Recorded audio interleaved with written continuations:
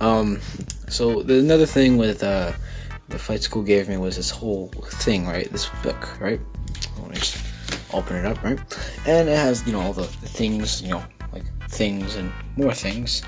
And then right here that was circled is the plane that I was flying. So right here, and then boom, Cessna 150, right? If it wants to focus. There we go. Yep, Cessna 150.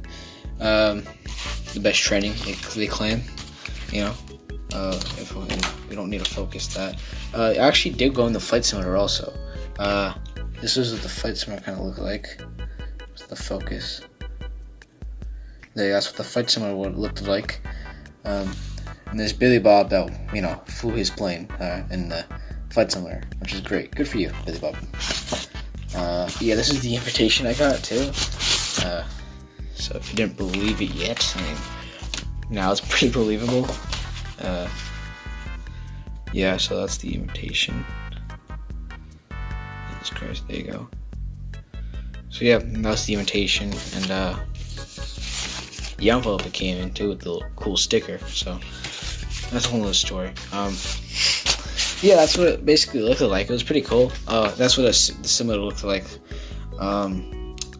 Like that one right there was the one I went in, and like there's a more realistic one you can go in, like it's like a pod, and it's really cool. But I went in that one, this one right here. So that's another story. So yeah, it was pretty cool. But yeah, I'm gonna go. Now you guys can watch the video now. All right, bye. Hello everybody, welcome back to another video, and today we are in Microsoft Flight Simulator. And now, yes, I actually flew a real plane, and it was the Cessna 150 or the Cessna 152. The manual of what the plane I was flying said Cessna 150, but my flight instructor said Cessna 152. But whatever it is, it looked like it was a Cessna 152, so we're gonna say it's a Cessna 152. Alright, well, it's pretty cool. Microsoft Flight Simulator is pretty accurate with their airports. Like this is the, believe it or not, the exact spot that my plane was parked in. Like I saw that ATC tower and I saw those cars, but not the exact cars. But I saw those cars, and there's that building there, a bunch of hangars, So yeah, but no, that building right there is not actually a hangar. It's a flight school. So that's where the you walk through that building, and then you just, there's a door out there, and you walk out and go to your plane, basically. Wow, there's an A380. And this airport is actually a Sarasota International, so yeah, you wouldn't be seeing A380s. I didn't see any, at least. But anyways, just get this plane started up. The mixture's already pulled. Alright, that's cool. Why is the flaps away? Alright,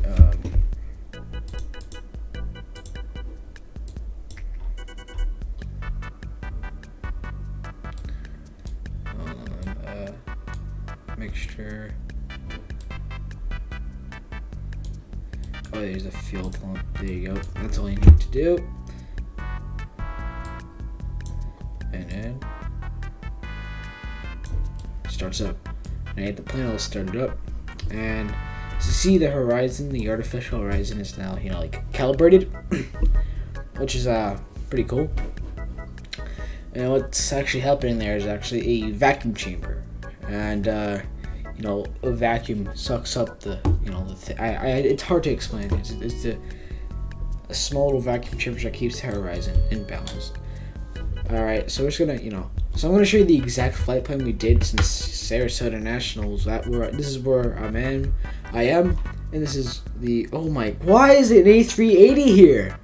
What is happening? This is not oh my god. Hold on. Let's just restart that. Holy crap. Oh, what the hell just happened there? Alright, interesting. Alright. Well, that's not what I did. Hold on. So let's just start that. Alright. So there was a little guy here, he wasn't actually standing there. Get there you go. And we taxied out through this way and through these planes here. But there was no A380, alright? There was with a crippled nose. See, we carried a taxi to there, through there, and then we went through this way. Taxiing wasn't actually this fast, alright? Take my word for that. Now, there wasn't any bus in the way, so we're just gonna go through there.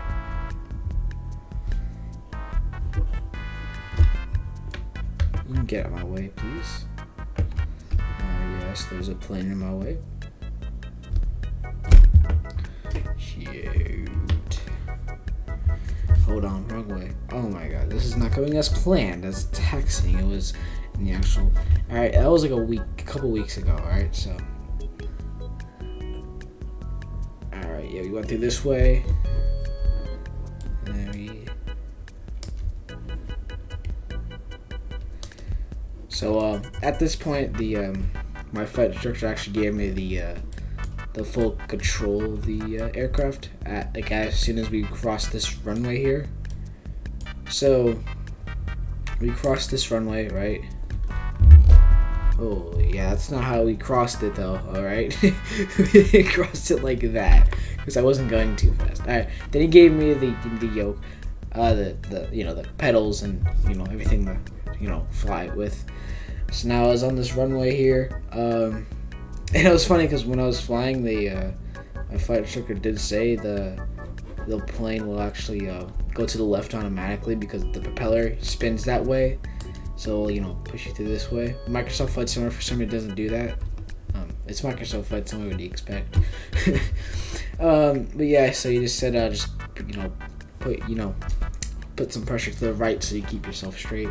But my feet were kind of just like putting too much it was like this. Yeah, but eventually got the hang of it, and I finally taxied straight for some time, and then what we did after that, we went in this little box that wasn't covered up in lights. That's weird. But we were in this box area right here.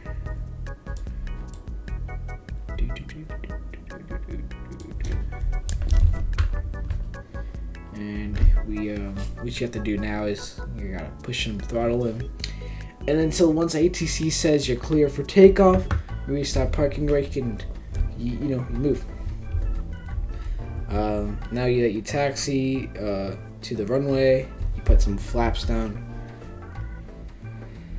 and then we went off on the runway and we took off. Now flying. Now he actually let me take off too, which is very shocking. But he did land the plane, all right, because landing is a whole other story than taking off and flying the actual aircraft. Well, I did not do that, all right. I'd actually let go of the yoke. My flight instructor did say hold on to the yoke, no matter what. So, well, until he takes control, all right. But once you're taxiing, you don't need to worry about it. But once you're up in the air, you hold on to the yoke. Otherwise, it's like a car. You let go of the steering wheel. Next thing, the whole thing's screwed eventually. But now it's a whole other story here. Actually, it's the same story. It's just the only difference with a car is you swerve out, and in a plane you stall out. Basically, you stall to the ground or something like that. I don't know. It's hard to explain. All right. I mean, put some throttle. You let go of some throttle. The mixture wasn't actually pushed in all the way, but Microsoft Flight Simulator did that for some reason. And we flew up 2,000 feet. So we did actually use quite some speed. And now the cockpit didn't look exactly like this. I'll pop up a picture if I can right now. Hopefully you guys saw that picture and I figured that out. Yeah, wish me luck, future me.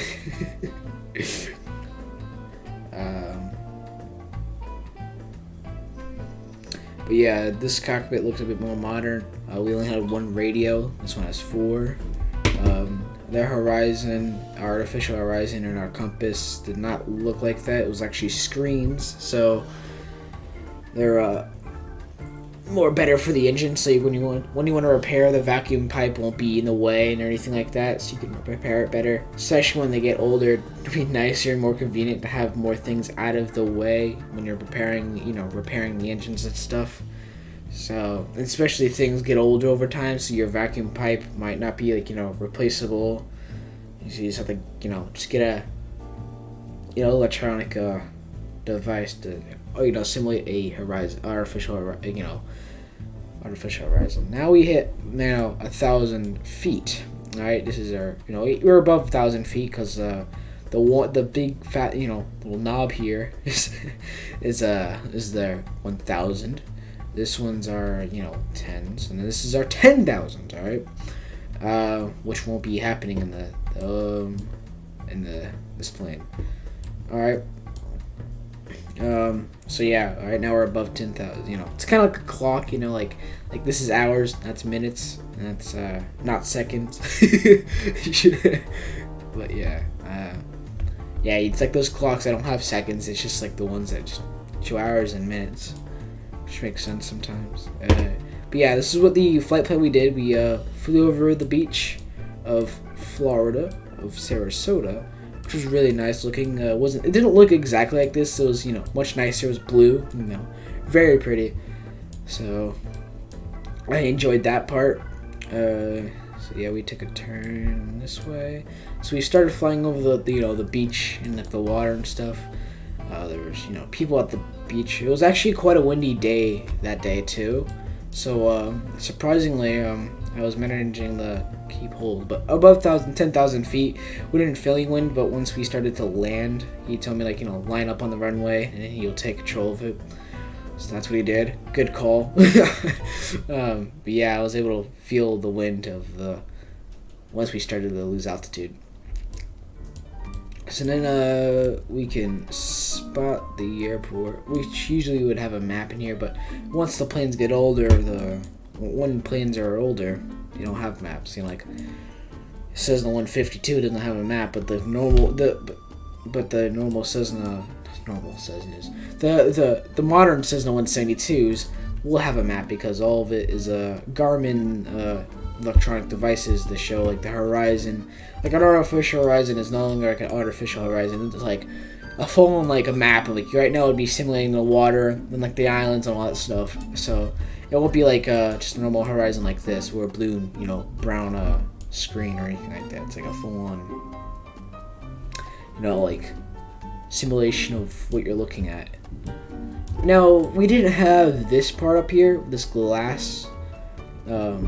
That's probably because I picked the wrong Cessna 152, not 72. So yeah.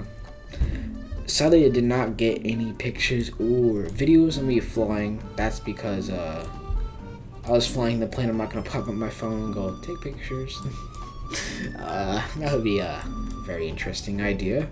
So yeah, so we didn't actually take a turn like this. We did a more sharper turn. So we were actually doing a turn like this, which was quite cool. Actually, I was looking at the ground at that way. But yeah, our horizon is actually properly supposed to do that. We're at like the 10 degrees here.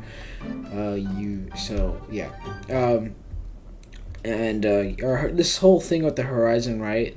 That's really how high your nose should be up. Like nothing beyond that. Otherwise, you most likely are dead. Anything below this too, you most likely would be dead. But it's suggested you should use the 10% because it's safer. Because like those two things that just did there for you guys is a little scary. Yeah, because I was able to feel like I was stalling out, and the other one felt like I was about to overspeed. Yo, literally I was about to overspeed. Look at that. Yeah, that would have been bad. Oh, I'm actually overspeeding, and I don't need this proper speed anymore. Right now, going 100 knots, I would say. No, 100 knots or 101 knots. But our plane was very old, right? It didn't go by knots. It actually went by miles per hour, which was very weird. I thought it was going to be like kilometers per hour or something like that, which is more common in an older aircraft. But I guess it wasn't that old. And, we started going to like kilometers, then miles per hour, and we finally got to knots because like knots are better,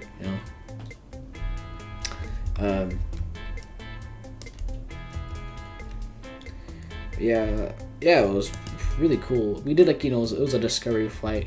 Our main plan was like a map of here. Let me show you the map in Microsoft Flight Simulator. There you go. It's gonna load in eventually. Should load in this little corner. right? VR, there you go. Alright, so right now we are coming at this Sarasota International. I have a visual of it coming into the left, or the right of the aircraft. Going at 10 degrees. Let's turn. There you go. Look at that, look at that. Alright, so our plane was, right, he came from where, somewhere there. Our plan was to take off from that long runway, but there's a lot of aeroplanes landing and taking off there, so they ordered us to taxi through this runway, and that's what we did. We taxied through the runway, took off that way, and then they let us land on the wrong runway. And they actually, it was quite funny, the image of there's a bunch of 737s and A320s and A318s. It was very funny. There was a whole line just waiting for us. So this little small plane, we're like, wonder what's up ahead to land. I'm like, I don't see it. Oh, there it is. Alright. Well, that's what we're waiting for. Alright, cool. Makes sense why it was so long to wait for. Now, we actually came in very fast. No, it didn't come in very fast. What the hell am I talking about? That'd be very bad if we did. No, we came in around 60 knots. Or so, I don't know. I didn't really pay attention to the old speedometer, the old speed thing. But it was so windy, right? The flight instructor told me to, land line up like this, because the wind was blowing up, it was gonna blow us this way. So as we came in, the wind was actually gonna push us, towards the runway, conveniently. So at this point, then he took control of the aeroplane, and it's actually a bit windy today, and I have live weather, so actually most of this is actually pretty accurate what's happening right now on this plane. Like, I actually feel the wind of what's happening right now on the aircraft. Like, I can't feel it, but like I can definitely see the effect a little bit, because like I'm right now getting pushed a little bit. But yeah, I was outside today and I was about to fly an RC airplane, but I came outside and I was like, no, that's not going to be good for a fly, for flying, because small plane equals, well, not small plane, but small foam RC plane plus wind equals RC plane gone for good. See, I'm not going to lose it in a tree or just completely never see it again when it loses connection or something like that. So I'd rather not let that happen.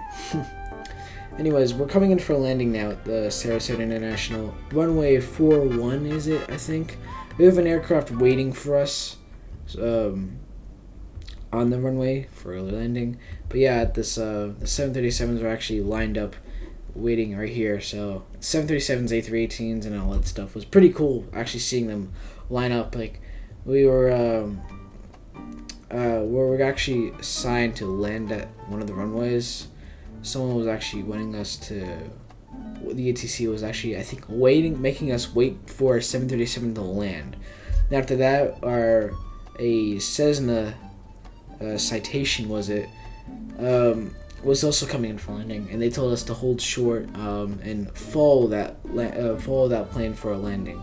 So that's what we did. We followed a Cessna Citation, and then once they landed, we came in for the landing, and then, obviously they were off the runway by the time we came in for a landing, because, we gave them enough time, and ATC would probably yell at us if we didn't, they'd be like, no. Now, as you see here, we have a landing. It obviously wasn't like this because he was controlling the plane, not me. So it wasn't exactly looking like what I was doing. But my flight instructor did tell me to keep the hands on the yoke, just to put any pressure to it, because because obviously, like, with the yoke, you would feel what the other pilot is doing on, like, let's say the left or right side, because like, let's say one wants to go left and one wants to go right. It obviously would be pretty bad, flat, like one going, yeah, it's hard to explain, but you have to actually keep them, married together like this, like in link, basically. So after we came in for landing, obviously it wasn't that late of a landing. It was actually perfectly on the landing mark, so actually it was pretty good. I was actually not bad of a landing. We did bounce though, but it was a windy day, so best excuse, we can give you.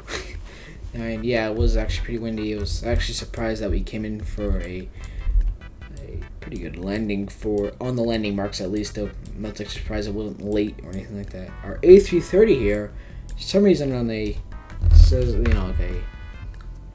Jesus Christ, there we go. All right, here we go. Coming in for a taxiing. So once we came in for landing, the ATC didn't they care about us anymore. They were just like, all right, they're on the runway, just get them off. And they waited for us to get off, and then they told the other planes to, all right, good to go. All right, there you go.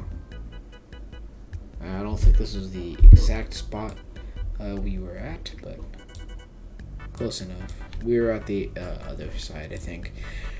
But honestly, who really cares? Oh no, this is actually the right side. It's just that right now I'm parked in front of the flight school.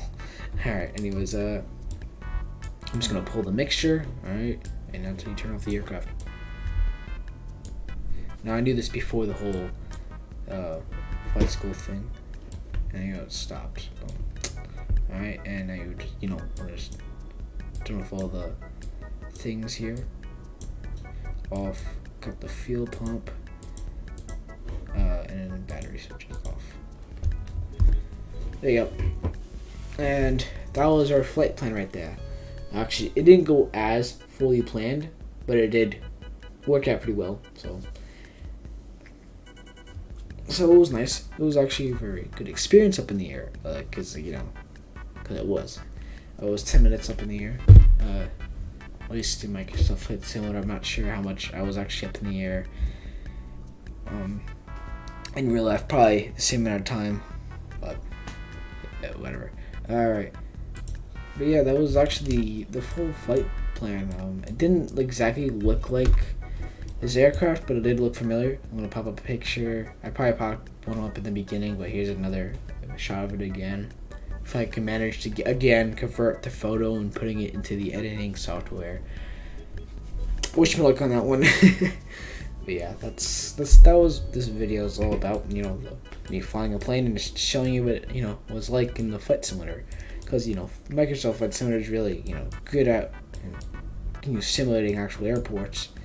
So me actually flying this plane in real life and having it here is really impressive, because everything I'm looking at was basically almost what I saw, besides the buildings. I mean, obviously the buildings didn't look exactly like the that, and obviously there was no A330 or anything like that. There were just cars actually parked there. So yep, that's what this video is all about. Make sure to like and subscribe, and I'll see you in the next one. Bye.